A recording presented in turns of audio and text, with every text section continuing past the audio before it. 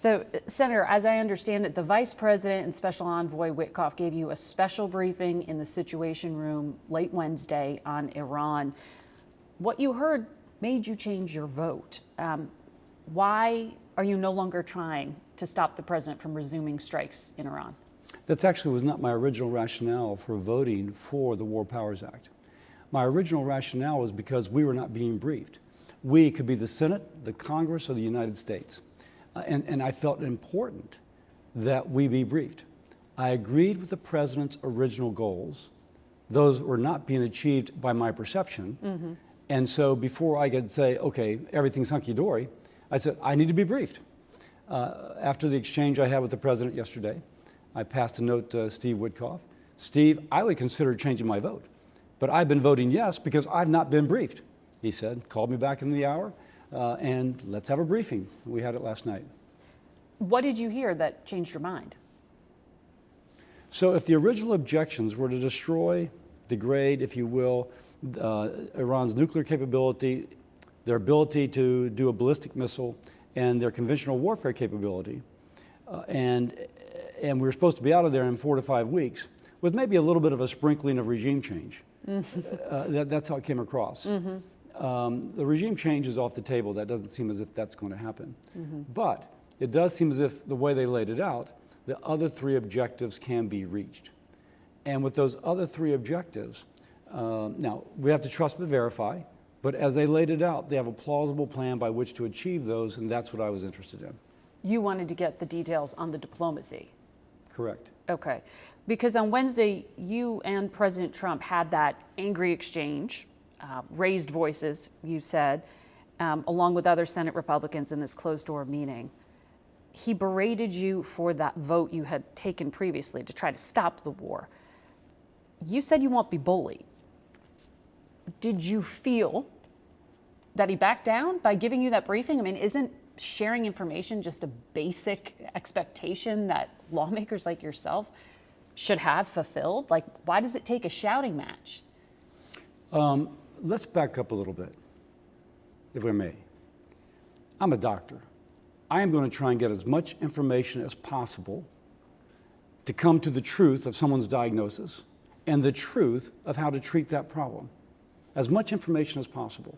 You deny me that information, and I'm going to be frustrated because my job is to serve with the information I have before me. By the way, I take that same ethic to public service. Mm-hmm. Our society has problems. What is the truth behind the cause of that problem? What is the truth about how to solve it? If you're not telling me answers, I'm going to push for those answers. So when the president was berating the 4 people that voted for the War Powers Act, frankly, I'm not there to be berated. And the president wasn't invited to dish out verbal abuse. But that's what he did. I raised my hand. I said, Mr. President, do you just want, is that a rhetorical question that you're asking why do we vote for it? Or are you really interested? He goes, I'm really interested. I stood up and I said, this is why. And I listed those objectives that I did not see being achieved and how the kind of endpoint of the war kept stretching out longer and longer. Mm-hmm. He began to speak over me. Unfortunately, I raised my volume to match his, and we spoke to each other like that. Or, shall we say, spoke at each other, not to each other. Now, I shouldn't have lost my temper, nor should he. But, you know, my wife will tell you, every now and then my Irish temper gets the best of me. Mm. But point being, I needed to know. I need to know to serve my people in my state and my country. As it turns out, I got a briefing afterwards.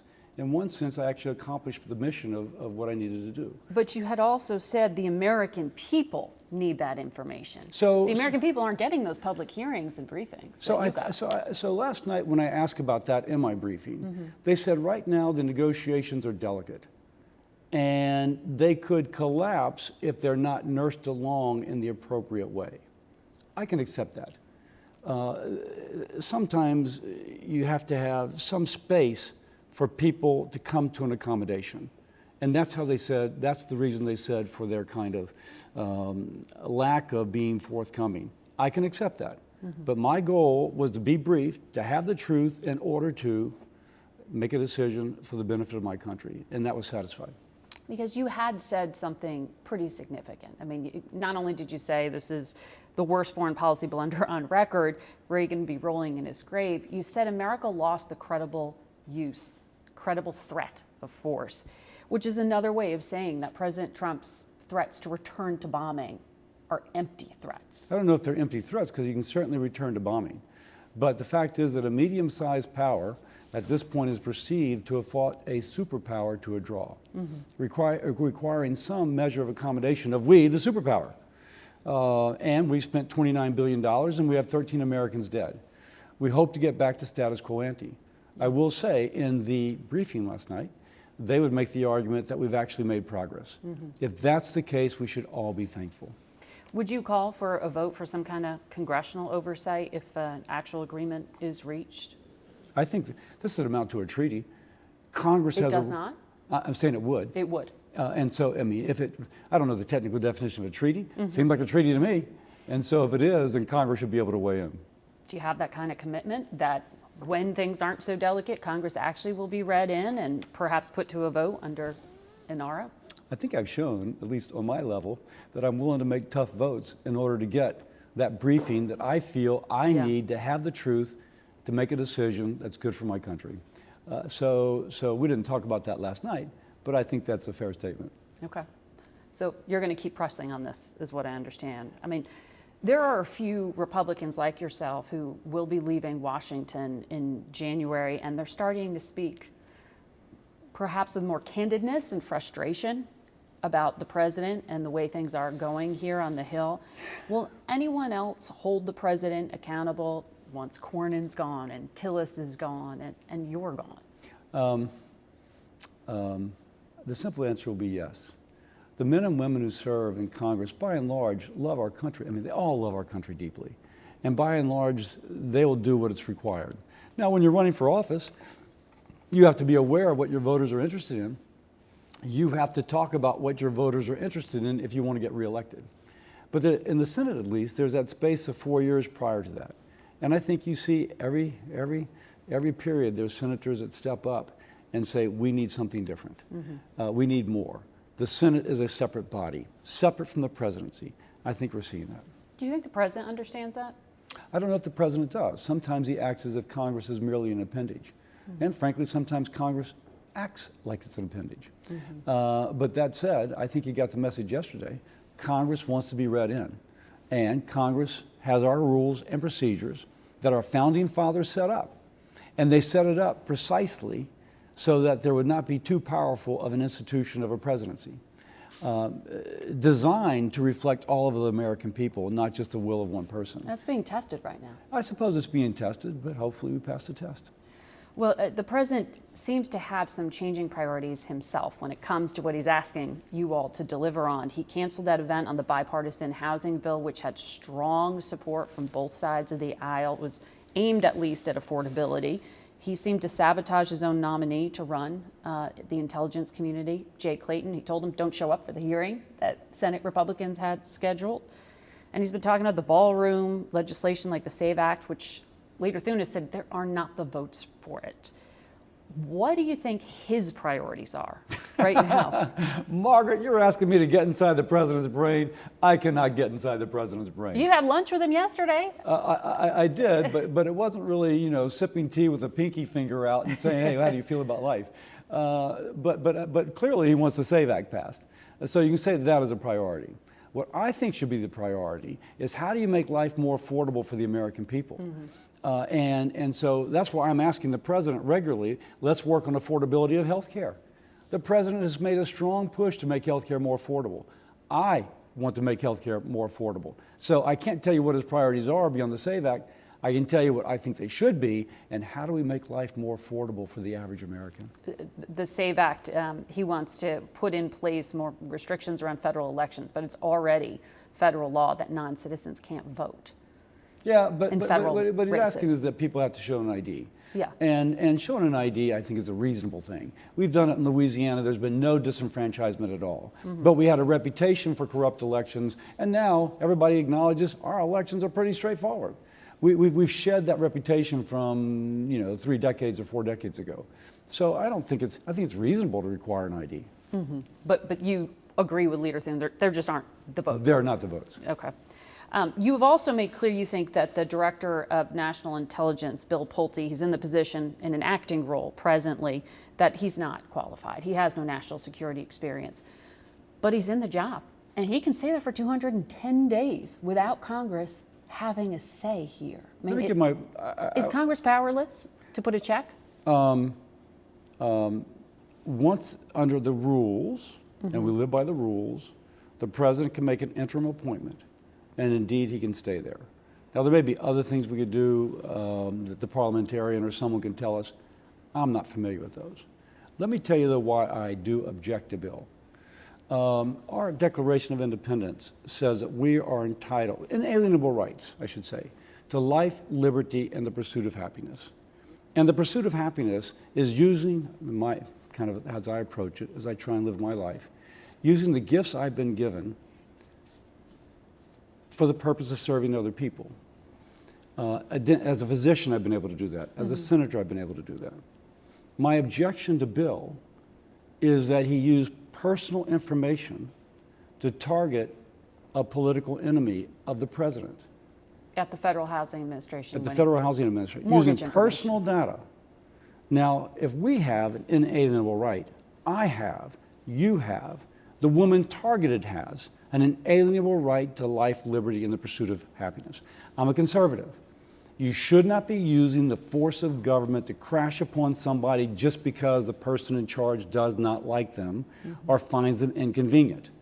The fact that Bill did that is disqualifying for someone to be the Director of National Intelligence. We should be about all people having access to that life, liberty, and pursuit of happiness, not saying we're going to bring, boom, DOJ down on you because you have the nerve to disagree. And so that's the standard I hold him to, and as best I can tell, he does not meet that standard. But as you said, there's not much Congress can do to get him out of that job unless the president allows for a new nominee to sit for a confirmation hearing. I mean, are there any checks on the abuses that you say Pulte has carried out in his current position at federal housing? So you can see, one, you can go to court. So we have three branches, and one is the court. Secondly, Democrats have said they will not approve FISA until we do something about that D&I director. And the president, of course, should be concerned about FISA. Is he? Again, you're asking me to get inside the president's head. But my point being that the president, as a responsible agent, as the responsible servant of the American people, should be concerned about making sure that we don't have a cyber attack or that we don't have a terrorist cell coming into our nation. And so the Democrats are, if you will, holding that hostage. I'm not saying I agree with it because I think we need FISA reauthorized, but point being, they're all points of leverage. But in the meantime, there's a standoff. There's a little bit of a standoff, and that's... FISA's authority has expired. Yes, my understanding is that it's continuing to be implemented, but nonetheless, there is a standoff. It sounds like you have a lot of things you think the president should be focused on. Well, if I were president, I'd be focused on things differently. If I were president, I'd be focused on what that family around the kitchen table is looking at as they go through their bills. As their child has an earache and they have a $3,000 deductible and they don't have the money in their checking account. As they come home from the grocery and the tension is there because they can't afford the groceries and everybody's frustrated. And when that couple is tense over money, the children feel it. The marriage is more likely to break up. And when a marriage breaks up, that child's marriage statistically is more likely to break up when they marry. There are consequences to the stress that our people are under. If I were president, I would be focused on those people, my people, our people, us, at the kitchen table. How do you make their life better? And that's what I think the president should be focused on. Do you think your party is going to hold on to control of the Senate in the midterms? Because you're saying a message that you think needs to be said, but is not being really elevated at the moment. I would argue that the housing bill begins to address that. The one the president says he doesn't want to sign. And the president has talked about making the price of prescription drugs more affordable. That's a very positive thing. But there's so much more to do. Gasoline prices, by the way, will be coming down with the successful resolution of the tie-up at the Strait of Hormuz. So there are positive things that are happening. There's more that needs to be done. I've been looking at credit card debt. Credit card debt, it's hard to believe, but I read that the average credit card debt for a family is $10,000. That's almost too much to believe. And that the percent of their income going to interest payments on that credit card debt is now up to like 3%. So they're not paying off the balance. They're carrying the load on 18 to 22% credit. That's something that we can do something about, I hope. That's why I'll go back to what I've been pushing for healthcare. My experience is that when a family has a $3,000 deductible, they don't have the money, they put it on the credit card, that debt goes up. Is there something we can do to make health, the cost of being insured, more affordable? And there is, and that's what I'm working on. I want to talk to you about some of your priorities and what you want to work on. But let me just tie up what you're being asked to do, or what is being expected of you. You were one of 7 Republicans who voted to convict President Trump for his actions on January 6th of 2021. After January, there'll be only 1 or 2 senators who remain here, who took the stand you did. You've been fighting his attempts to create this $1.8 billion fund, compensation for those who felt they were wrongly prosecuted under the Biden administration, perhaps including some of these people who attacked the building we are sitting in right now. Do you trust that the acting Attorney General, Todd Blanche, that he won't move forward with the fund? First, I prefer to say I voted to uphold the Constitution and my oath of office, which is to protect the Constitution against all enemies, domestic and foreign. So let me just frame what my vote was that day. Understood. Secondly, you're asking about Attorney General Blanche. Right now, I am actively considering my vote for him. So I will reserve judgment. He has assured Congress that he will not use the weaponization fund. I will note that he's not given the same guarantee to the 7th District Court, if I have that right, down in Virginia, which has asked for a guarantee. He says, well, we don't think they have jurisdiction. But it doesn't seem hard to just write a letter saying we're not going to do it. But nonetheless, he has said that he is not going to. The president has sent conflicting signals. That's something that has to be sorted out before the vote. Before you decide your vote, but you actually wrote a memo because the DOJ had said this fund was going to be created. They also said the U.S. is forever barred from prosecuting any claims against President Trump, his family, his businesses, and all related or affiliated individuals. Do you still object to that? Do you need Blanche to say something more clearly on that point? I absolutely object to that, and I don't think that agreement should hold the force of law. If you think back to the second part of at the end of the Declaration of Independence, it is when our founding fathers say they pledge their life, their fortune, their sacred honor to fight for the inalienable rights that we all have. Again, I take that attitude, and I judge other people in the government by that attitude. Absolving somebody of any crime which they or their family may have objected to, may have committed, not just in terms of IRS audits, but like anything, seems a little bit far afield from the self-sacrifice that our founding fathers embraced. It seems more, I'm above everybody else, and I should be held to a different standard. Leaders should be held to a higher standard, not a different standard. They should be more accountable. They should be pledging their life, their liberty, their sacred honor. I should, as a senator. Frankly, I think all Americans should, whatever their role. But point being, I would object to anything that goes against the kind of spirit of that. And making one person above the law is wrong.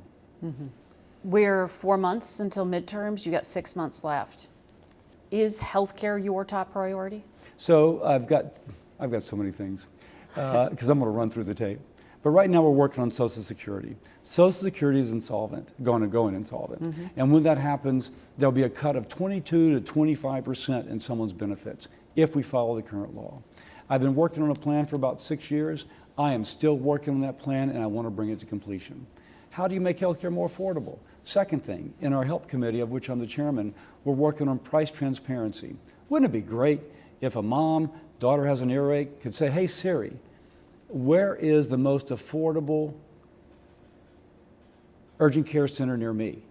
Oh, this one's $50 and that one's $500. And so she goes to the one that's $50. Let's give her the tool of price transparency so that she can make the best decision for her family's health, but also for her pocketbook. From the vendor, not the insurance company. From the both the vendor and the insurance company would have to publish what they are either charging or being paid. And it actually works where you need both. But in this case, there's people out there in the private sector creating these apps that take this information and would make it available for that mom who's looking for the best price for her daughter's earache. And so how do we bring healthcare, make it more affordable? One way is to give people the power of price transparency.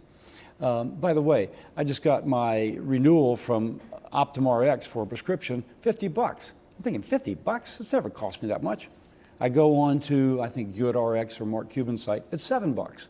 The power of price transparency can make a meaningful difference. Lastly, or last thing I'll say, I'm working on something regarding dyslexia. 20% of us, we, have dyslexia. Where normally, kind of how you read kind of tracks how smart you are, your IQ. Here, you can be a really bright child, but you can't read. Yeah. And that destroys someone's self-esteem. Statistically, if they don't overcome, they're more likely to end up in jail because illiteracy is such a major reason. So we've been working, and my daughter has dyslexia. We have been working on a solution for this. I'd like to bring that solution to completion before I finish. How do we make it so that these children are identified and hopefully set it up where they'll have the resources to accommodate their dyslexia? Let me ask you about that. You said your daughter's dyslexic. Your wife, who's a breast surgeon, actually set up a school, as I understand it, to help those with learning differences. And you're working on this legislation you just said. It would make funds from the federal government available for literacy and early screening for dyslexia. Why does that need to happen at the federal level, not the state? Well, one, it's not happening at the states. There are some states that have actually put in screening programs in the first and second grade. But if the federal government kind of puts a little bit of oomph behind it, it's going to happen. And if you look at our reading scores, they've not really moved. Reading scores across the nation are kind of anchored. It makes sense. If 20% of the children learn to read differently, and we are not accommodating the difference in how they learn to read, then they're going to be stuck. And we lose that social capital. We are about life, liberty, and pursuit of happiness. If someone cannot read, if they cannot be accommodated and learn to read, we just snuff that out. And we need to enhance it. Well, the Trump administration is trying to dismantle the education department, though. They would say it differently. They would say that they're transferring portions of the Department of Education, maybe dismantling, but still preserving the function. And pushing it over HHS. But by putting other agencies. And so we can argue about that. And some I agree with and some I don't. But in terms of dyslexia, we should be able to accomplish this. And we should. 20% of us are dyslexic. Some overcome, but some do not. And of course, I have a vested interest. My wife, as you mentioned, CEO of 3 public charter schools for children with dyslexia, starting a 4th in the outskirts of New Orleans. And you speak to the children. No, to the moms of the children. My child couldn't read, hated to go to school, cried every day, and now they're going to Purdue on an engineering scholarship. Wow. Yeah, whoa. And so that's the difference you can make if you identify and you accommodate. You take someone who's crying and perhaps destined for a poor self-esteem and a sense of failure into great careers. President Trump said a president of the United States should not have learning disabilities, and he actually criticized Governor Newsom of California for his disclosure that he was dyslexic. He referred to him as dumb, and he said it was a mental disorder. What does language like that do to younger generations? Well, one, it's just, of course it's harmful. You should not insult people. We should really seek to encourage other people. Scripture speaks of a gift of encouragement. We should have a gift of encouragement, number one. Number two, if you look at some of the people who are dyslexic, who are really bright, they just learn to think differently. Charles Schwab describes himself as dyslexic. Charles Schwab's a pretty smart guy. And he thought differently. And so the idea is most of us learn to read, and we learn in a very linear fashion. That dyslexic learns to read differently. And learning to read differently opens their minds up to a different way of approaching things. Richard Branson self-describes as a dyslexic. Richard Branson's a pretty Toby Cosgrove, former CEO, cardiovascular surgeon, former CEO of Cleveland Clinic. David Boies, the famous lawyer. So if you learn to read differently, it is a strength sometimes, oftentimes. By the way, they also learn resilience. Because they've got to work harder, they actually end up doing better at the tasks that life comes before them. It may even be a qualification to be dyslexic. I want to come back to some of these things with learning differences and health challenges, but let's come back to the price people pay these days for health care. When you were on the Senate floor recently, you were banging your hands down, you were yelling that the president needs to get engaged. Your party controls the White House, your party controls the Capitol. Why haven't they done anything to deal with what you are describing as really a healthcare crisis in terms of affordability? If you fully elaborate on what I said, Margaret, it's that we as Republicans and Democrats have to come together. Yes. You need 60 votes to get something done. But practically, you've got to be unified as a country. Well, first you got to try. You got to try. The party hasn't put forward a Well, plan. I'm not going to blame that on the president. Congress has a role, and the president needs to collaborate, but Congress has a role. And by the way, that's what I'm attempting to do. And so everything's not Donald Trump's fault. But I do say that if the president gets engaged, it gives a real push. And I would argue that our number one priority should be that family sitting around the kitchen table, looking at their bills and wondering how they're going to pay them. And one of those big items is health care. And if we can do something positive for that, we absolutely should. And by the way, the plan I propose takes principles that the president has embraced and makes them and kind of puts them into practice, if you will. Giving cash to, what's that? Giving cash to individuals rather than directly to insurance companies. Is that what you're talking about? Yes, if you take somebody, a family owner, getting insurance through their employer, and if you give them, for a family of 4, up to $2,000, money in their pocket, to pay that out of pocket, it actually benefits the family immediately. You can do that, and we can have that set up in a relatively short period of time. That would help that family. You have any pledge from leadership to move that forward? No, but partly you just got to make people aware of it, and partly the American people have to speak to our leadership. And that's what November's about? That's what November's about. Okay. Let me ask you about your role on this powerful committee overseeing health policy. You were recently raising concern that the World Cup and some of these other mass gatherings happening in the United States run the risk of transmission at mass scale of some of these diseases right now. America may soon lose its measles elimination status because of the outbreaks happening on our soil. Of course, everyone's watching what's happening in the Congo with Ebola. Given the cuts to personnel, given the concern you have about what's happening inside these institutions, is American public health up to dealing with this level of risk? Well, we don't know the complete effort that's being taken. Okay. You don't. Well, the Center for Disease Control, for example, has many things going on at any one moment that no one person knows unless you're directly involved in the agency. And so let me just say that. And I have no doubt that there's a commitment to making sure that there is not a widespread dissemination of disease at one of these mass events. I'll say that as well. We do see the consequences, though, of ignoring the benefits that things like vaccines brings for public health. And if you will, I think what you're going after is that this administration, parts of it, have tried to downplay the importance of immunization. The Secretary of War, Hegseth, recently did away with the flu mandate, and then there was a big outbreak of flu in one of their military outfits. Yes. If you ignore history, history doesn't necessarily repeat, but it has a rhythm. And we can look back in World War I, where the Spanish flu went through, decimating armies, but one of the reasons the Germans collapsed is because so many people died from Spanish flu that they had and didn't have manpower to fulfill, that their lines began to collapse. Combat readiness means preventing disease.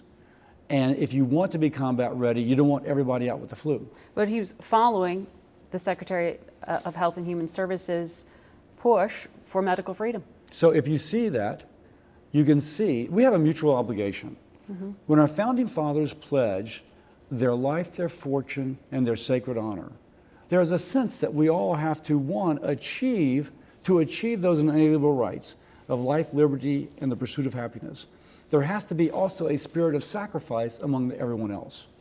And so, if we're speaking about how to protect others, Yep. Obviously, more people being immunized makes it less likely that someone else gets ill. There was a woman in Canada who spontaneously aborted her child because she was exposed to someone who had not been immunized. And she got the disease that the person was not vaccinated for, and her child died. Now, there's a consequence to not obeying the science of immunization. And one is children dying from measles, as has occurred, and thousands getting sick, with many in the hospital.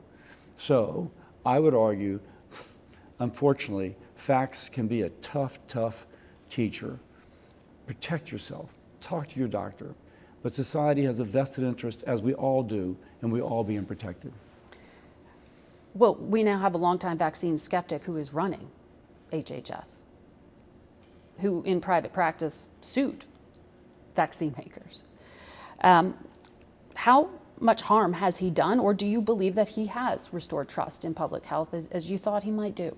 Well, he has not restored trust in public health, and you can see the administration, if you believe the press accounts, are trying to limit his range of activity. Polling shows that the American people understand that vaccines are important. And for someone to be out there saying that they're not goes against their experience. And again, if you look at the measles outbreak, in which thousands of kids got measles, with the consequences of that, clearly the American people understand immunization is important. So I think you can see the administration responding to the American people's awareness that folks should be vaccinated. But we looked at the vaccination rates, which have plummeted. There is not a single county or parish in Louisiana where kindergarten rates meet herd immunity protection levels for measles, meaning it could still be transmitted. Why do you think that is happening, particularly in red states like yours? Well, as Kennedy says, it's not his fault. This predated him, even though he had been working on the issue. yeah. So leaving that aside, we can look back two things. One, people have not seen that illness. Or they've not seen illnesses. So if you've not been exposed to something, sometimes it's a little bit harder to imagine that it can occur to you. When I went to LSU, there was a gentleman, Tom Keister. He had polio, quadriplegic. I drove him to work every day for 3 years. I sat next to a man who was a quadriplegic because of a disease that could now be prevented by vaccines. When you have that experience, when as a physician, I had patients dying from diseases that, had they been immunized, they would be alive, healthy, and whole, then you have a life experience which is different. But let's just be fair to our fellow Americans. If you've never seen a case of, if you've never had somebody who's had a child who's deeply mentally retarded because the mama was exposed to a disease while the child was in utero, you may not be able to relate to it. What we're going to find, though, is that people see these terrible events. When they see children die, a woman abort, perhaps a child unfortunately born mentally retarded, then they will have greater understanding. Facts can be a tough teacher, but they do teach. Do you see Secretary Kennedy learning from those facts? Is he open to those facts? He and I have had multiple conversations, text messages going back and forth and emails. And he seems pretty dug in on his positions. And whatever you bring to the table, for some reason, is not adequate. So I don't see him changing his mind. Do you think he's going to still be here after you leave in January? He serves at the president's pleasure. And so I can't answer that. Well, I know that you have this oversight role. You've taken it seriously. You've called forward some of these former CDC officials to share with you what's happening inside public health.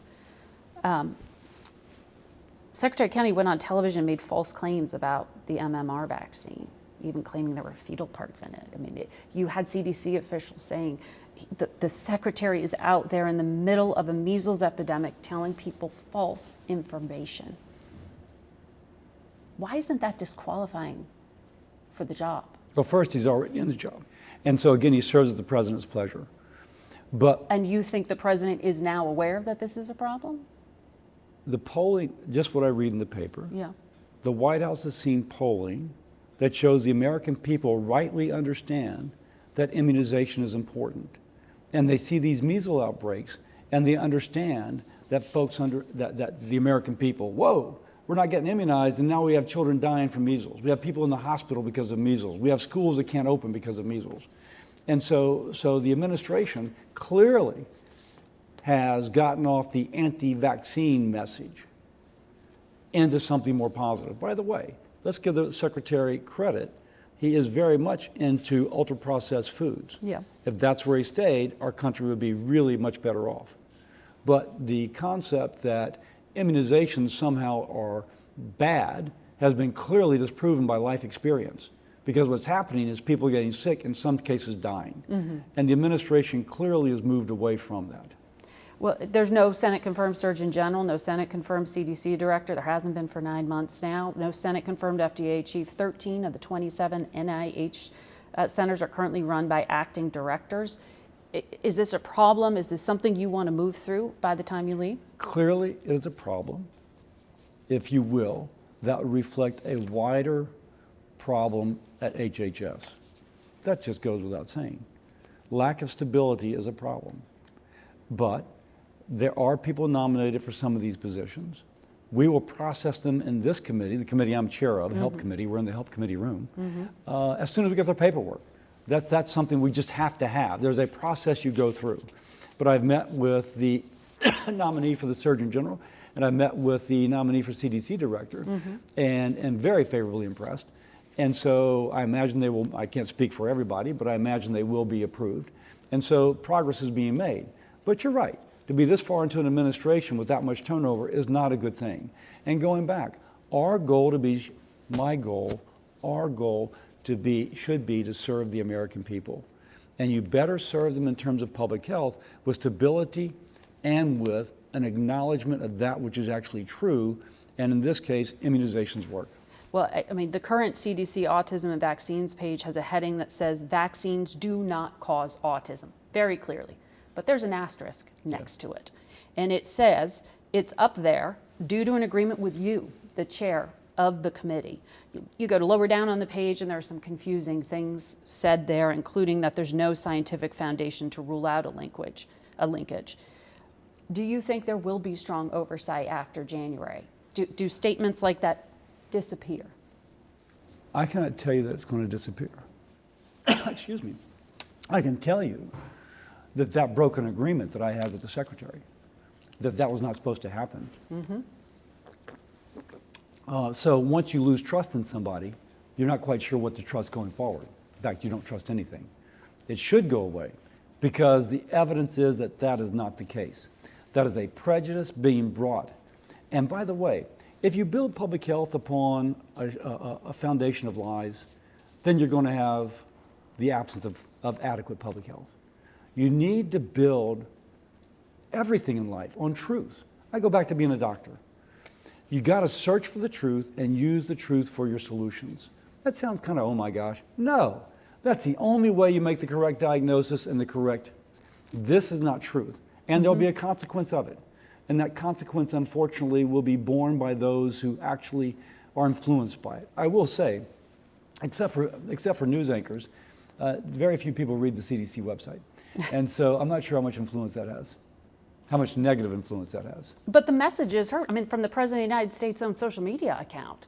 Oh, I get that. He I totally links get that. the MMR vaccine I totally get and that. Tylenol to autism. I totally get that. And that's Isn't wrong. there damage that's done? Well, I don't, again, people have sensory overload, so I'm not sure how much that does, but that's false. It is wrong. And if you build a position based upon lies, upon falsehoods, that position cannot stand. I am a doctor searching for truth, both for the diagnosis of the problem and how do you cure it. In this case, autism is, oh my gosh, doesn't our heart go out for those parents who have autism? But putting them on a guilt trip because they gave their child a Tylenol or they took Tylenol when they were pregnant is not the answer. You don't make that mom guilty. What you do is you invest those resources into finding the true answer. Actually help the child. Don't just fearmonger. Can they trust anything that comes out from the administration on autism? At this point, well, anything. Anything's a pretty broad term. There's a lot of people at the NIH. If you include that as part of the administration, then you are actually kind of encompassing more in terms. And there's a lot of people in the administration who are scientists, who are doctors, who have studied this, who understand kind of how complex the issue is and how ridiculous that is. So I wouldn't, anything's a pretty broad term. You said that Secretary Kennedy broke promises to you. It's pretty clear. Do you think he just made those promises to win your vote, that it was just political expediency? Easy to surmise. You hate the question of whether you regret your vote, but can you explain why you said yes? Of course, and I have before. Bobby Kennedy was going to have the ear of the president. The president, it seems to be fascinated with the Kennedys. So either he was going to be in a position where there were guardrails, and I did have commitments made as to kind of guardrails, or he was going to be appointed White House health czar, in which case he'd have the president's ear without the guardrails. Now, I had to make a decision. He's going to have the president's ear. Is it going to be with some sort of guardrails where there'd be a commitment to meet on a quarterly basis, in which there could be regular communication, in which there would be kind of an agreement that I would have, obviously as a chair, I have some role in terms of the people who assist him, or would he be an unappointed, a non-Senate confirmed healthcare czar? That's kind of my choice. And I chose, you can criticize it, but I chose to have the one with the guardrails. You think you reined him in? The commitment. It would have been worse? I don't, that is something that you cannot know. We can't go back in time and say, White House czar. But we do know the president is very influenced by Bobby Kennedy. And so if that's the case, is it better, at least at the outset when these decisions are being made, that there's an open line of communication, a commitment to appear on a quarterly basis, with a commitment to say that to preserve this and to preserve that? What was better? At the time, I made the decision it was better to have the guardrails. You can criticize that, but I think, again, as I'm searching for kind of the right diagnosis and the right cure, you can criticize me, but I'm not sure it's quite as kind of black and white as people like to say. But there have been changes, as you said, that violate many of the promises made to you, including the advisory role, that panel, federal advisory panel on vaccines. I mean, you said there are people on there who don't know anything about epidemiology. Does the damage that you think may have been done here outlast all of us? No. I mean, is the damage to the institution such? No. I mean, our government has a wonderful ability. Our people, the United States is an incredible country. And our institutions have the ability to be rejuvenated in a way that's just really positive. Again, I am so bullish on the United States of America and the scientists that are underpinning our efforts to help our American people to have life, liberty, and the ability to pursue happiness. They're going to bring their knowledge in a better form of communication with the American people in order they can achieve that. And I am so confident of that. So if Dems flip the House, if Democrats win the House, do you think RFK will be impeached? You're asking, I don't know that. I mean, I don't know what's in the mind of a Democrat. You think there's evidence enough to move on that, though? I don't know what the impeachable offense would be. I just You don't know don't? what it is. Yeah, I mean, I just don't know what it is. But you don't think he should be in that job? At this point, the commitments that were made to me have been violated. When commitments are made, trust is destroyed. It's difficult to have effectiveness. By the way, I once read, trust is the coin of the realm. If you lose trust, you lose everything here. And by the way, the ability to work with others is essential for a government to function. Essential. And I go back to pledging your life, your fortune, your sacred honor. There was a commitment of trust there by our founding fathers in order to make sure that folks had access to life, liberty, and the pursuit of happiness. Now, when I asked the president to work with me and Democrats and Republicans to work together in order to come up with something which is beneficial to that family sitting around the kitchen table, there's mutual trust required. It's required. And we have to capitalize, have to hope for that to achieve that purpose. If someone breaks that trust, then you kind of excuse yourself from the ability to work with others. The head of the political action group, Make America Healthy Again, or MAHA, says they poured hundreds of thousands of dollars into your primary race. This is a reliably red state, and they're spending serious money, not to flip to a Democrat, but just a different Republican. They took a real focus here on you. Do you think it made a discernible difference? The chief issue, let me talk about my race for a second. Yeah. Let me first quote a famous philosopher, James Bond, in Quantum Solace. And he says, you can be judged by the strength of your enemies. To beat me, I had a governor, a state legislature, a president, cabinet officials, and members of Congress all coming at me. And they obviously succeeded. But we used to have an open primary in which 1.2 million people could vote for or against me, and they closed it to 400,000, trying to distill it down to those who are least likely to vote for me. And among those people, the critical issue is, who did the president endorse? He endorsed somebody different. And so he openly encouraged a primary challenger. Absolutely. And and we know why. I voted to uphold the Constitution. The president was offended by that. But that said, it took all that effort in order to beat me. So in one way, I'm complimented. Maha, they just supported my state's economy. Because the real issue is, who did the president endorse? We can say that in retrospect. I was hoping that my record could convince even those folks who were kind of distilled down to those least likely to vote for me that they could. I was wrong. But I will note, they had to close that primary because if it had been open, which anyone could vote, then they thought I would win. But we'll never know. The advocacy group Maha Action touted the win as the Maha movement's taking its first scalp by defeating you. Yeah, that's a press release they're going to put out to try and raise money. It was a president's endorsement, period, end of story. You don't think all that money and the accusation of you defending Big Pharma that they made matters? This isn't a formidable political force in the future? I don't see that. I see them as, I just don't. The issue there was, who did the president endorse? And he solicited, and I'm not even sure his endorsed candidate's going to win. It looks like the person he didn't endorse may beat her, Dr. John Fleming. So you think so? You think the polls I read, Congresswoman Lutlow's going to lose? I can't say that, but the polls are neck and neck. I'll just say that. So point being, but really it came down to the president being offended that I voted to support the Constitution in his trial. And so that was it. Let's just acknowledge it. And then you combine that with the closed partisan primary. So, but I don't complain about it. I don't go around saying the election was stolen. That's not the thing to do. The thing to do is, these are the rules, I play by them, let's move on. So even though in your state the vaccine hesitancy is measurably there, even though some of these health issues have come up during the campaign, you do not think that was a factor? I don't. Or it just wasn't the deciding one? Not at all. By the way, one thing that I have going for me is that I am a physician. And people know that physicians are trying to find the truth of a situation.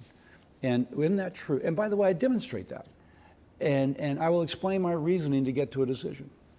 There are Democrats who are changing to become Republicans or no party in order to vote for me. I'm incredibly honored by that. Incredibly honored. Because they saw, I may disagree with them on this or that, but I absolutely agree with him on the fact that he is trying to find out what the problems are in our society and trying to find the true way to address it.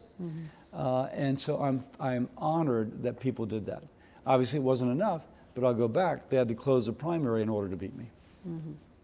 So do you think that you have a career in public health after this? I don't know quite what I'm going to do. But it's a big world out there. Remember the last episode of Calvin and Hobbes? And, I don't. Yeah, you know. Oh my gosh, you got to look it up. But anyway, in Calvin and Hobbes, I think Calvin and Hobbes are talking to each other. And what are you going to do next? And he goes, in the middle frame says, I'm not quite sure, but I do know this. And the last frame was just a blank whiteboard. The fact is that you can write that out. So my future and my wife, we will figure that out. I'll support her as she works for dyslexia. I'll continue to try, if you will, to do my version of pledging life, liberty, and the pursuit of happiness. My life, my fortune, and my sacred honor for others and myself to achieve life, liberty, and the pursuit of happiness, because that gives me joy. That actually gives me joy. So I will figure out how that is, but it's going to be an exciting next chapter. So what do you think your single biggest accomplishment in Congress has been?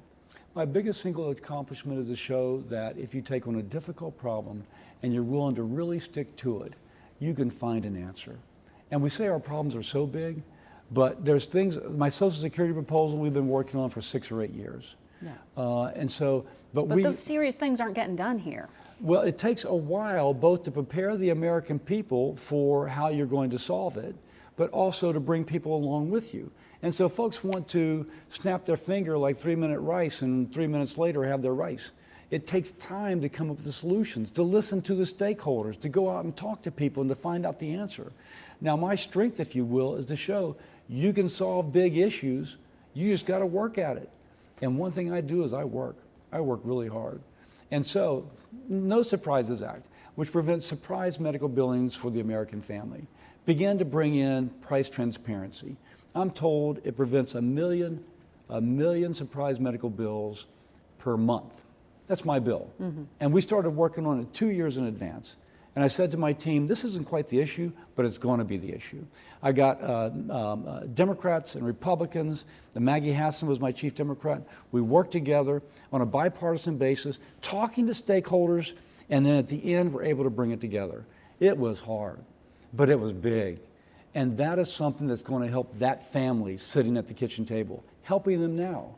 You can solve big problems. You just got to look for the truth in terms of the diagnosis and the cure, and you got to work hard. Well, and you need leaders. You need leaders. And you need a leader who's willing to pledge life, liberty, and the fortune and sacred honor. And that's what I think we should all be about if you're going to be an elected leader. Who is the best Republican to lead the country right now in 2028? I mean, you've been reflecting a lot. I've seen you say we need leaders who are steady, not erratic, thoughtful, not impulsive, lower the temperature rather than inflame division. It's clear who you're talking about. So I can't tell you who's going to be the best person in 2028 because part of that choice will be the refining process of the electoral process. We cannot get ahead of the American voter. You can trust that voter. And that voter sooner or later is going to, they'll make a mistake every now and then. I think they made a mistake in my race. But that said, over the long haul, the American voter, you can trust their wisdom. And I think that process of who's going to lead us in 2028 will be decided by voters, and that's the right thing. But do you see anyone emerging well, as embodying the things that you say leaders should? There's the people we speak of, but it should be something which is able to be demonstrated to the American people. You can be the perfect person in the world, but unless you can communicate it to the American people and get the reassure them that, my gosh, you stand up there. You're the guy looking for truth. You're the guy who is trying to bring solutions. You're the guy who's going to work hard. You're the guy pledging your life, your fortune, your sacred honor. That's the person who should be our next president. And whoever can communicate that to the American people should be our next president. Spent a lot of time with the vice president last night. I did spend a lot of time with the vice president, and obviously he's one of the names being touted, and he will have the chance to present his case to the American people. Mm-hmm. I know we're out of time. I wanted to quickly ask you, though, Secretary Rubio recently said that the State Department needs to take back control of some of the vaccines that are distributed overseas, where Secretary Kennedy had been exerting some influence. Do you think some of this is factored in to the Ebola outbreak or the lack of preparedness overseas, the fact that this vaccine skepticism has even touched programs within the State Department? Well, there's not really first, you got a lot in there. First, I think I I strongly objected to what Bobby did with immunizations overseas. That is a form of soft power. We are in a global geopolitical competition with China. One thing that's helped us tremendously in sub-Saharan Africa is the PEPFAR program and immunization programs in which people there thank the United States and are predisposed to work with us. That is soft power. It is better than sending troops. It's cheaper than sending troops. It's a humane thing to do, and by the way, it's in the U.S. interest. Bobby was opposed to it because he had some foolish notion about the dangers of vaccines. But instead we see people dying of disease. Next, there's not a vaccine for Ebola.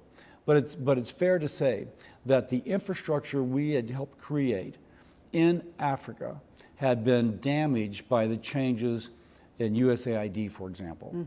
And that probably made us less capable of responding. The United States is the indispensable nation. And we can argue that it is in our self-interest to take care of our people. There are missionaries in Africa, physicians, for example, with their families who are exposed to Ebola at risk of getting sick. And so I'm a guy who says, let's prevent disease. It's in our self-interest to project our power in a positive way as opposed to sending troops. It's cheaper, it's also humane, it's consistent with our values.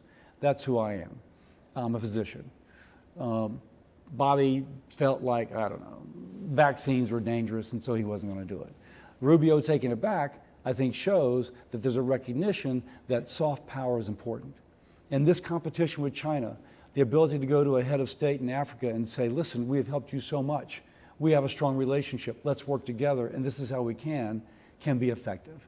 And I'm glad that they recognize that. Dr. Cassidy, Senator, thank you for your time. Thank you.